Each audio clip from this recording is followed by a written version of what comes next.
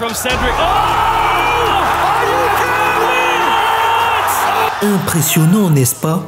Est-ce que vous vous êtes déjà demandé si c'était Cédric Doumbé qui était trop fort ou s'il n'était tout simplement pas en face de combattant à sa hauteur? Est-ce qu'il est si arrogant que l'on prétend ou si c'est simplement car il sait qu'il est plus fort que les autres? Car en effet, il est décrit comme une grande gueule, quelqu'un de trop sûr de lui et de prétentieux. Et si je vous disais que ces descriptions, en plus de ne pas être bien fondées, font aussi partie d'une stratégie marketing bien rodée qui lui permet de gagner plus d'argent qu'il ne devrait et qui, à l'avenir, le rendra riche comme Crésus? Je vais vous démontrer que Doumbé mérite de gagner bien plus d'argent qu'il ne gagne actuellement. Et surtout, pourquoi? 9 secondes. C'est ce qu'il a fallu à Doumbé pour abattre littéralement son adversaire, Jordan Zebo. Mais après avoir assisté à ce massacre, je me suis posé une question. Combien Doumbé a-t-il emporté ce jour-là, à votre avis?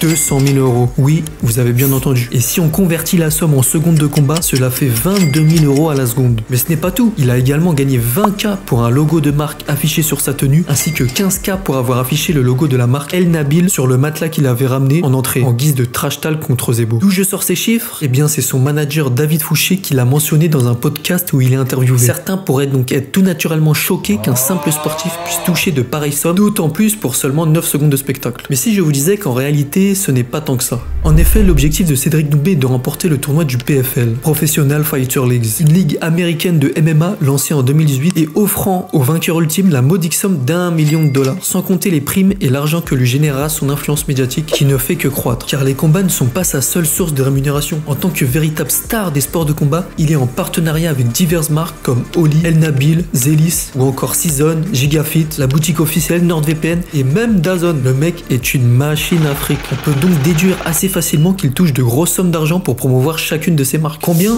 Je ne pourrais pas vous le dire précisément, mais en ayant travaillé moi-même avec des influenceurs pour organiser des partenariats, je peux aisément dire que c'est une somme à 5 chiffres minimum par mois pour chaque partenariat. D'ailleurs, comment un combattant de MMA peut-il avoir autant de partenaires et de sponsors? Doumbé n'est pas seulement un combattant populaire de cette discipline, il est également une star des réseaux sociaux. C'est le combattant sportif le plus suivi des réseaux en France, juste après Teddy Riner et Cyril Gane. D'ailleurs, son combat contre Zebo avait été suivi en direct par plus d'1 450 000 spectateurs sur RMC. Un record d'audience qui légitimise totalement le fait qu'autant de marques collaborent avec lui. Mais en dehors des combats, il est notamment bien présent sur sa chaîne YouTube où il divertit ses fans ou communique sur ses entraînements, sa diète ou d'autres objectifs. Et il est aussi sur Instagram, Twitter et même le tout nouveau réseau de Meta, Threads. Et ce n'est pas tout, on parle seulement de ses réseaux propres. Il multiplie également ses apparitions dans des médias, radios et surtout sur YouTube. On peut le voir apparaître sur la chaîne de McFly et Carlito, Just Riyad ou Thibaut Inchep par exemple. Et même sur des chaînes plus spécifiques liées à l'immobilier ou à la nutrition. Avec autant de passages dans les médias ou sur les réseaux sociaux, surtout par rapport aux autres sportifs et combattants comme Cyril Gane qui est bien plus discret que lui, on pourrait s'interloquer et se demander pourquoi il tient autant à être présent dans la tête des gens. Est-ce que c'est par pur égocentrisme ou par quête d'attention ou pour une autre raison?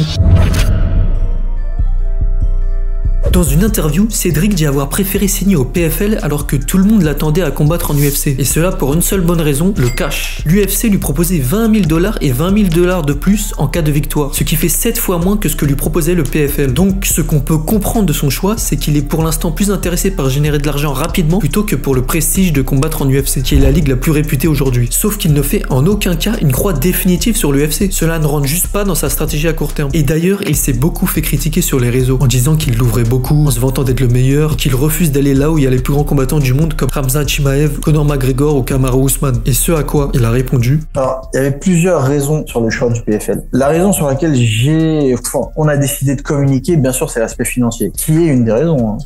C'est un fait. L'aspect financier qui est beaucoup plus intéressant, plus important. Et on estimait, moi le premier, que je méritais d'avoir beaucoup plus d'argent que l'UFC me proposait, de par mon background, c'est-à-dire la carrière que j'ai derrière. Et j'ai déjà prouvé, je peux pas arriver comme un débutant en MMA et on me propose les mêmes primes qu'eux. Mais en choisissant le PFL, il était conscient qu'il allait être critiqué et que beaucoup de gens allaient dire qu'il a choisi l'argent à la notoriété. Sauf que sa stratégie est remarquable. En devenant populaire de par ses victoires et son palmarès, mais aussi de par sa communication sur les réseaux et ses passages médiatiques, Doumbé est passé du simple sportif connu des aficionados à une star populaire connue par ses trash talks et son sens de l'humour sur les réseaux. Il est même connu par des grands-mères qui n'en avaient rien à faire du MMA. Car en devenant viral, il fait aussi briller l'organisation dans laquelle il est, ce que ne peuvent pas faire les autres combattants comme Jordan Zebo par exemple, qui ne sont pas aussi forts et extravertis que lui. Donc son objectif est non seulement de devenir champion et rafler la mise en PFL, mais aussi de rendre l'organisation connue pour qu'elle puisse dépasser à terme la notoriété de l'UFC. Sachant que même si le PFL n'atteint pas une telle popularité, il pourra quand même facilement affronter des champions du UFC, en étant lui-même devenu un champion en PFL. Et il faut aussi comprendre qu'il n'aurait jamais eu la même liberté d'expression et la même liberté de trash talk à l'UFC, car c'est une organisation plus stricte et rigide. Il n'aurait pas pu ramener un matelas sur le ring comme il a pu faire contre Zebo en PFL. En bref, il veut le beurre et l'argent du beurre. Doumbé comprend donc bien l'importance du personal branding. Il met en valeur ses compétences de combat sur le ring, mais aussi hors du ring, avec sa personnalité, ses valeurs, comme sa religion musulmane, ses engagements contre les violences faites aux femmes, etc. Cela crée une perception positive et mémorable de sa personne dans l'esprit de ses fans, des médias et des sponsors, renforçant ainsi sa notoriété et son attrait en tant que figure du MMA. Cela le différencie grandement des autres combattants, renforce sa présence médiatique et lui crée des opportunités professionnelles en dehors du ring. Il sait qu'il doit attirer toujours plus de gens pour générer plus d'argent. Son rêve secret est d'ailleurs de combattre un jour une aussi grande gueule que lui afin de pouvoir remplir un stade de France et donc générer toujours plus de recettes. Et donc de tout ça, on comprend pourquoi il est aussi présent sur les réseaux. Son but n'est pas seulement sportif mais aussi marketing. Il veut être influenceur et rentrer dans l'esprit des gens. Mais Doumbé ne fait pas l'unanimité. Certains le détestent et souhaitent le voir chuter. L'avantage dans ça, c'est que même ceux qui le détestent peuvent donner leur attention en étant scotchés devant leur télé à regarder les combats, même payer des places pour espérer le voir prendre un KO. Donc son travail est double. D'un côté, s'entraîner comme un fou avec une diète stricte pour devenir le meilleur, mais aussi communiquer autour des combats pour faire monter la sauce et attirer les foules, ce qui fait également valoir la présence de ses sponsors. Sa stratégie ressemble à celle qu'avait utilisée un Conor McGregor, en particulier dans ses trash talks, sauf que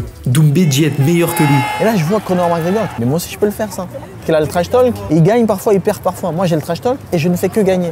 Donc je suis meilleur que lui. Et quand on lui demande d'où lui vient cette manie de trash-talker ses adversaires, il répond que c'est dû au fait qu'il ait grandi dans la vanne, car au quartier c'était un jeu avec ses camarades, mais aussi que c'est un moyen facile de faire parler de lui, de faire jaser et commenter, et donc de vendre toujours plus de place. Sauf qu'on ne se rend peut-être pas compte, mais l'enjeu est énorme, car s'il continue de trash-talk, mais qu'un jour il perd, la légende qu'il essaye de construire s'écroule. Alors oui, il ne perdrait pas toute crédibilité en perdant une ou deux fois, mais s'il cumulait trop de défaites, il deviendrait rapidement ridicule. Ça lui donne une pression incroyable. Et c'est amusant car ça lui permet aussi de déstresser. Mon tempérament en fait, ça a toujours été là, même quand j'avais pas d'audience avant. J'ai toujours charrié mes adversaires, j'ai toujours pris du plaisir en rigolant, j'ai toujours évacué la pression en faisant rire. Donc là aujourd'hui, c'est juste que j'ai une tribune et surtout un public qui est beaucoup plus important. Donc forcément, on se dit waouh, incroyable ce qu'il fait, mais c'est juste que je faisais ça depuis longtemps. Depuis le début, je fais ça. Mais Doumbé n'est pas nouveau dans cette discipline. Dans sa carrière de kickboxer, il jetait déjà des survêtements sur son adversaire, faisait des montages avec la tête des combattants adverses, arrivait en dansant sur la piste. Sauf que il entend quand même se fixer des limites. Et c'est pour cela qu'il n'aime pas être totalement comparé à McGregor. Non, parce que McGregor, c'est du McGregor, quoi. C'est vulgaire,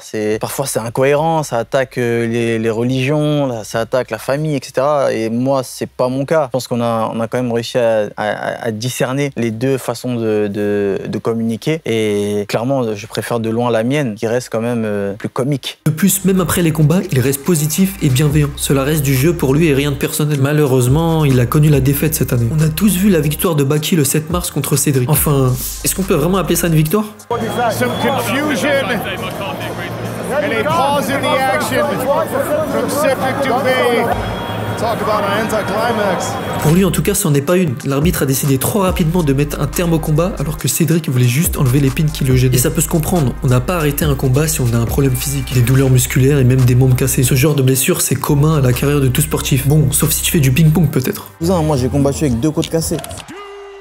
Aujourd'hui, je combats avec un poignet pété. Et depuis mes 15 ans de carrière, j'ai accumulé des blessures, des douleurs chroniques, une douleur au poignet, une douleur au... Quand tu combats, t'es prêt, t'es préparé à te casser une côte, à te casser un bras. Sauf que là, c'était un élément extérieur au combat, dont il n'avait pas le contrôle. Donc je peux comprendre sa frustration et le fait qu'il ne considère pas cet affrontement comme une vraie défaite. D'ailleurs, une revanche est bien prévue et devrait se faire deuxième trimestre 2025. Sans compter qu'entre-temps, il a quand même rajouté un KO à son palmarès contre l'américain Jalel Willis le 17 mai. Même si bon, c'est pas un grand adversaire, ce jour-là, il a rattrapé un peu la hype qu'il avait perdu contre Baki. En bref, la prochaine fois s'il perd pour de vrai le combat, c'est là qu'on verra vraiment qui est qui. Mais si on enlève sa pseudo-défaite contre Baki, Cédric a une vision internationale et souhaite conquérir le monde, notamment le cœur du peuple africain. Lui-même camerounais d'origine, cela ne le laisse pas indifférent. Le PFL Afrique a d'autant plus vu le jour récemment. Son but à terme est d'être une star mondiale et de combattre des top combattants du UFC comme Kamaru Usman, Colby Covington, Khamzat Chimaev ou Conor McGregor, car il pense sincèrement être le meilleur, dit d'ailleurs dans une interview qu'il n'a peur de personne. Mais bon, est-ce que c'est réellement le cas ?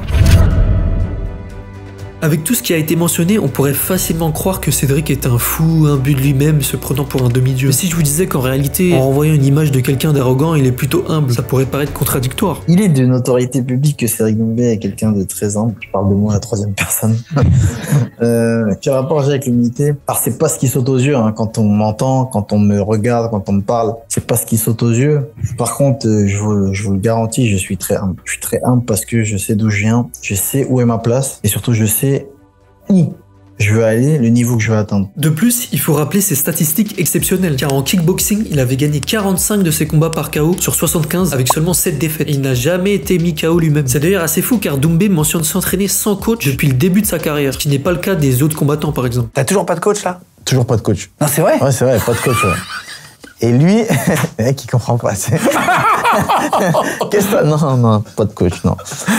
T'as pas de coach toujours, Non, vraiment? Je pensais que t'en avais un, mais que tu le disais pas, tu vois. Non, j'ai pas de coach, Tu t'entraînes tout seul? Jamais, j'ai grandi comme ça et je suis habitué maintenant comme ça. Avec autant de victoires, on croirait que Doumbé n'a peur de rien. Mais c'est en réalité la peur du combattant qui le pousse à s'entraîner. Il dit préférer mourir que perdre. Et c'est un peu en inversion avec la mentalité coubertaine de la France qui met souvent en avant le fait que participer, c'est déjà bien. Sauf que ce que veut Cédric, lui, c'est gagner à tout prix. Mais d'ailleurs, d'où ça lui vient de vouloir gagner comme ça à tout prix?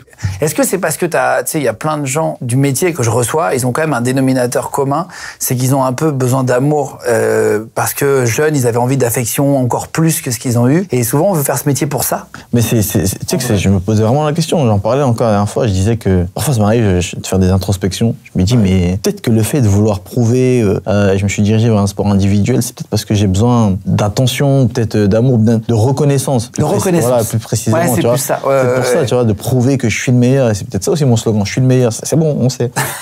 Je suis le meilleur. C'est une théorie. Hein. Franchement, c'est. Non, mais il y a souvent un peu de ça quand même dans pas mal de gens. Mais Cédric ne va pas s'arrêter au sport de combat, car il réfléchit déjà à son après-carrière. Et c'est peut-être pour ça qu'il entretient autant sa notoriété et son influence. Car il a 32 ans, il sait que la longévité dans les sports de combat, elle est limitée. T'as dit que t'étais plus proche de la fin que du début. T'as déjà pensé à ce que t'allais faire dans ton après-carrière ou pas? Non. Il y a le cinéma que je veux absolument faire. Avant le cinéma, j'étais un peu en mode ouais, je vais faire de la scène. C'est toujours dans ma tête aussi la scène. Maintenant, c'est vraiment le cinéma. En plus, je commence un peu à avoir des contacts. De base, son premier rêve en étant enfant était de vouloir devenir acteur ou comédien. Et sa mère ne voulait d'ailleurs pas qu'il fasse des sports de combat violents. Le cinéma, ça vous intéresse, Cédric? Un peu que ça m'intéresse. Mon rêve, c'est d'être acteur. À la base, mon rêve, aujourd'hui encore, c'est d'être acteur. Donc le fait qu'il soit bon pour communiquer, trash talk ou faire le clown vient de cette première passion pour la comédie. Le fait de pratiquer ça avant et après les combats est sûrement aussi pour lui un moyen de s'échauffer afin de préparer la suite. D'ailleurs, il commence déjà à faire quelques apparitions dans le monde de la comédie, vu qu'il a fait la première partie de Redouane Bougueraba à Bercy. Et qu'on l'a vu aussi dans le Jamel Comedy Club. Et il est aussi en route pour le cinéma, puisqu'il a commencé déjà sa future carrière d'acteur. J'ai beaucoup de projets qui arrivent là. J'ai un film, j'ai tourné, comme vous le savez, LOL, qui ressort. Alors la nouvelle saison de LOL qui ressort. Exactement, la saison 5. On pourrait donc imaginer un Cédric Doumbé sur scène, acteur ou comédien, après être devenu millionnaire en remportant l'ultime match en PFL, ou après avoir terrassé les meilleurs combattants MMA du monde. Surtout qu'il est beaucoup plus facile de transiter quand on est déjà une star dans un domaine. Et son manager David Fouché a d'autant plus annoncé qu'il travaillerait sur un projet Netflix avec d'autres athlètes. Et en plus de ça, il vient de sortir son autobiographie qui vient renforcer encore plus son personal branding. D'ailleurs, je trouve ça un peu bizarre. Normalement, son autobiographie, on la sort après la fin de sa carrière. En bref, avec tous ces projets, c'est pas demain que vous allez arrêter d'entendre parler de lui. Je pense qu'à l'avenir, si Cédric arrive à reproduire le palmarès qu'il a eu en kickboxing, en MMA, il se pourrait bien que sa notoriété dépasse la France très rapidement. Inutile de vous dire qu'à ce moment-là, il sera déjà au minimum millionnaire. Pour vous donner une idée, son lui maléfique Conor McGregor touchait plusieurs millions pour un combat seulement. On est très loin des 200 000 pour assommer le petit Jordan Zebo. De plus, avec son trash talk et sa personnalité, il pourrait démultiplier la viralité qu'il arrive déjà à bien créer ici. Il pourrait faire ce qu'a réussi à créer un Conor par le passé, avec plus de crédibilité car moins de défaites à son actif, mais aussi avec plus de tact, une plus grande classe et une plus grande maîtrise dans sa communication. Surtout qu'il maîtrise assez bien l'anglais, donc la langue n'est potentiellement même pas une barrière pour lui. Il avait d'ailleurs été interviewé par Joe Rogan à l'époque, le plus gros podcasteur au monde. On pourrait donc l'imaginer combattre contre les top combattants MMA, mais en ayant plus de popularité qu'eux, car la majorité des combattants n'ont pas cette communication incisive d'un Doumbé ou qu'un Conor peuvent avoir. Ça serait d'ailleurs une première d'être aussi populaire pour un combattant français. Au final, on comprend que les personnalités fortes amènent des clients aux organisations, des spectateurs aux chaînes de TV et rendent ce sport beaucoup plus populaire qu'il ne l'est au départ. Tout est à gagner pour les organisations, comme pour le public qui veut du sang, ainsi que pour les combattants qui voient leur compte grossir. En bref, tout le monde est rassasié. À voir par la suite s'il arrive à tenir sa légende d'être le meilleur.